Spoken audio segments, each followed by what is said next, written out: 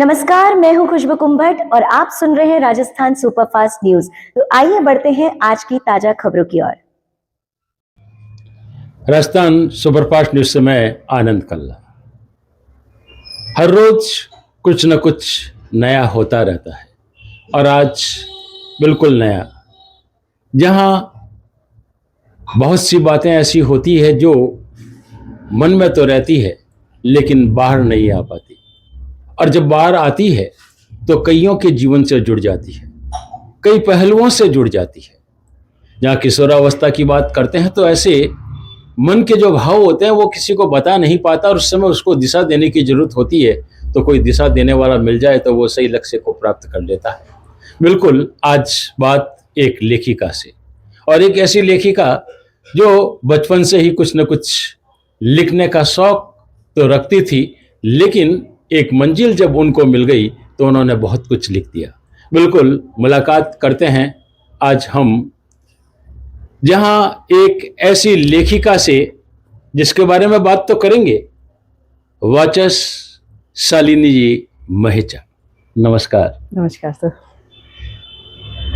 तो सबसे पहले शुरुआत यही करेंगे कि एक तो आपके परिचय आप ही की जुबानी अगर हो जाता है कि क्या आपने किया, कैसे किया और कब से आपने लिखना शुरू किया। वैसे मेरा मूल नाम तो शालिनी महेचा ही है, पर सबके साथ में एक उपनाम जरूर रहता है, तो मैंने अपने साथ में वाचस शब्द जो है वो उपनाम की तरह यूज़ किया है, जिसका अर्थ है बुद्धि। वाचस्पति खुद विष्णु भगवान का भी नाम है जो बुद्धि के देवता हैं। तो लिखने का शुरू से मेरा बचपन से ही रहा है, पर मेन अभी इसमें जो लेखन क्षेत्र है उसमें जाने का जो मेरा समय रहा वो 2018 से रहा। 2018 में मैंने पहली बुक लिखी थी, पर वो रियल स्टोरीज पर बेस्ड थी, मतलब जैसे तेजाब कांड हो गया या फिर मतलब किन्नरों के ऊपर हो गया। लेकिन वो क्या है कि लोगों को लगा कि मतलब मेन जीवन में इतने दुख हैं तो हम ये सब पढ़ नहीं सकते, तो कुछ ऐसा लिखो कि जो मजा आए जिसको पढ़कर, मतलब थोड़ा माइंड फ्रेश हो जाए। उस समय मैं गीता पढ़ रही थी, भगवत गीता पढ़ रही थी। तो भगवत गीता काफ़ी बार पढ़ने के बाद मुझे ऐसा लगा कि किसी ना किसी ऐसे टॉपिक पर लिखा जाए जो कर्म के ऊपर हो और पुनर्जन्म के ऊपर हो, क्योंकि व्यक्ति का कोई कर्म पेंडिंग रह जाता है तो उसको बार बार जन्म लेना पड़ता है।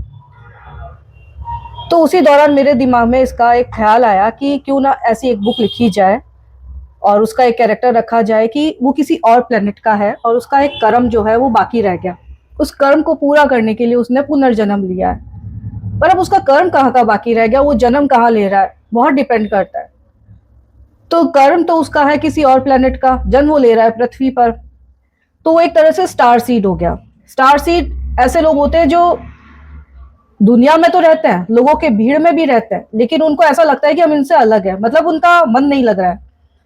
उनको लगता है कि हम बहुत मिलजुल कर नहीं रह पा रहे हैं, या अपने आप को बहुत अलग थलग सा महसूस करते हैं। तो ये कहानी एक ऐसे बच्चे की है जो किसी और प्लेनेट का है, गलती से पृथ्वी पर पैदा हो गया है। अब उसका क्या कर्म पेंडिंग रह गया वो उस पूरी बुक के अंदर डिस्क्राइब किया हुआ है। बिल्कुल, जहां इस पहली बुक की बात करते हैं, रुद्राक्ष, पूर्व जन्म या पुनर्जन्म, और जब इस बुक के माध्यम से आप देखते हैं तो मैंने थोड़ा सा इसको देखा और इसको 14 भागों में बांटा हुआ था, और बहुत सी ऐसी बातें जो व्यक्ति के जीवन से तो जुड़ी होती है, लेकिन साथ ही साथ ये उस बात को भी बताती है कि क्या करना चाहिए और क्या नहीं करना चाहिए। तो बिल्कुल यहाँ इस रुद्राक्ष की जहाँ बात आती है, क्योंकि हम तो सामान्य रूप से रुद्राक्ष की बात करते हैं तो शिव जी से जोड़ के ही करते हैं, लेकिन यहाँ रुद्राक्ष जो है वो क्या है। यहाँ रुद्राक्ष, एक्चुअली रुद्राक्ष को आपने सही कहा, शिव जी के जो आंसू थे वो रुद्राक्ष थे, वो शिव जी से अलग हो गए। उसी तरह से ये एक बच्चा है जो अपने ही प्लेनेट से अलग हो गया, इसलिए मैंने इसका नाम रुद्राक्ष रखा, ताकि ये रहे कि हाँ ये कहीं और का था और कहीं और से निकल करके पृथ्वी पर आ गिरा है, तो इसलिए इसका नाम रुद्राक्ष है। और इसका जो पूर्व जन्म था उसका नाम था विराज। वो एक प्रिंस था, राजकुमार था, और वो एक जो मेन विलन है बुक का उसी का एक बेटा होता है, और जिसके बारे में उसको पता नहीं होता है, बहुत लेट मालूम पड़ता है। वापस से उसी प्लेनेट पर जाकर के उसी शरीर में जाकर के वो किस तरीके से अपने कामों को अंजाम देता है, ये पूरी बुक के अंदर है। बिल्कुल। तो रोचकता तो बनी रहे, हम खोलना नहीं चाहेंगे, हाँ। लेकिन ऐसा इसमें क्या ट्विस्ट आ गया कि जिससे कि व्यक्ति इसको पढ़ करके दूसरे भाग की ओर जाने लगे? फर्स्ट पार्ट में एक्चुअली जो पहला जन्म था रुद्राक्ष का, जो कि विराज है, उसको जो कि मैंने खत्म कर दिया था, क्योंकि जाहिर सी बात है एक ही जिंदा रह सकता है, एक आत्मा एक ही शरीर में रह सकती है, दो में कैसे रहेगी। तो विराज का मरना जरूरी था रुद्राक्ष को जिंदा रखने के लिए। पर जो मेरे बहुत अच्छे पाठक वर्ग हैं, उन्होंने मुझसे रिक्वेस्ट की कि कृपया जो है विराज को वापस जीवित किया जाए, क्योंकि उसके कैरेक्टर को आपने डिस्क्राइब नहीं किया और उसका कैरेक्टर बहुत अलग है। वो हमें बहुत है ना वैसा फील हो रहा है कि बहुत करीबी है, बहुत अच्छा लगा हमें पढ़कर, लेकिन हमें इस कैरेक्टर को वापस जिंदा देखना है। अब उसको जिंदा देखने के लिए करने के लिए क्या है कि अब राइटर अगर किसी को मार दे तो जिंदा करना वैसे ही बहुत मुश्किल होता है, तो उसके लिए सेकंड पार्ट लिखा। सेकंड पार्ट में वो उस चीज, रुद्राक्ष जो है उस चीज के करीब जाता है, उस एक तथ्य के करीब जाता है कि आखिर वो जिंदा होगा कैसे। और दूसरा ये कि उसमें मैंने थोड़ा एस्ट्रोलॉजी का पार्ट भी मिक्स किया हुआ है, ताकि लोगों को ये लगे कि हाँ हम जिन प्लैनेट से बहुत डरते हैं वो एक्चुअली में काम क्या कर रहे हैं। तो उसको कहानी के रूप में मैंने थोड़ा सा ऐड किया, जैसे राहु केतु हो गए, तो लोगों के दिमाग में ये राहु केतु हमारा नुकसान कर रहे हैं, हमें नुकसान पहुंचा रहे हैं। पर मैंने ये चीज देखी है कि वो काल चक्र को चला रहा है।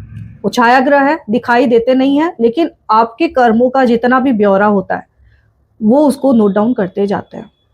तो उसी तरह से वो रुद्राक्ष का भी करते हैं, और उन्हीं के थ्रू जो है रुद्राक्ष को ये मालूम पड़ता है कि विराज को वापस जिंदा किया जा सकता है। तो विराज को जिंदा कैसे करेंगे ये थर्ड पार्ट में आएगा।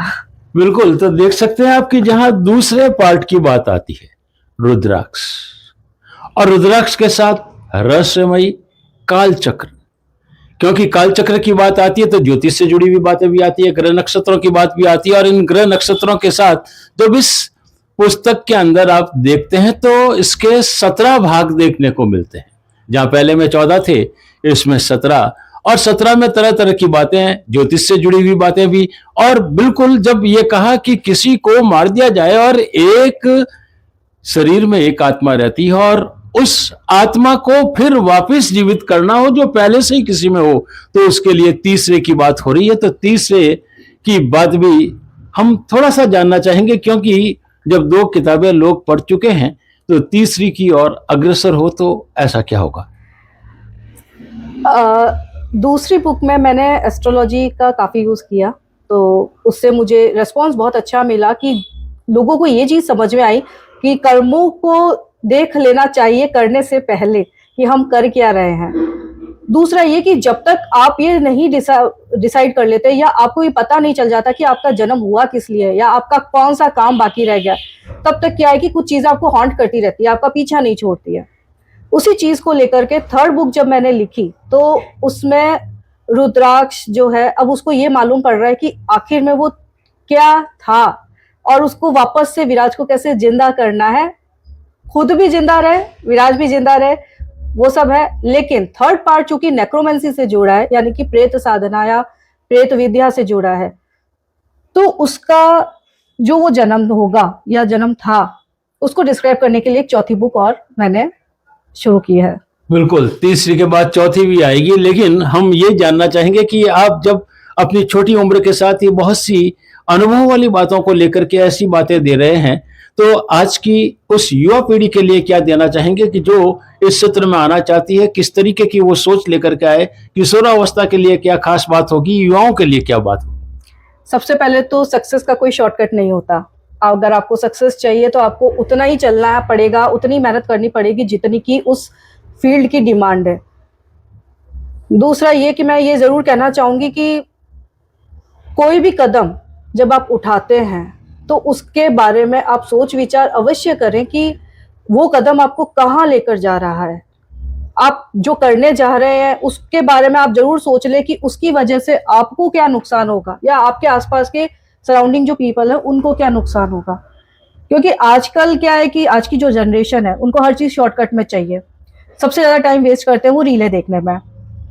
तो मैं ये मानती हूँ कि आप देखें, बिल्कुल देखें, क्योंकि मोबाइल, इलेक्ट्रॉनिक्स, ये सब कुछ जो है, इंटरनेट जो है, वो राहु का फील्ड है। तो राहु आपका टाइम खा रहा है। राहु को हम फोटो में ऐसे ही देखते हैं जैसे सब कुछ खा रहा है। तो वो आप जितना ज्यादा उसको यूज कर रहे हैं, इलेक्ट्रॉनिक गैजेट्स को यूज कर रहे हैं, इंटरनेट को यूज कर रहे हैं, तो राहु आपको सिर्फ खा रहा है, धीरे धीरे आपका दिमाग खाता है।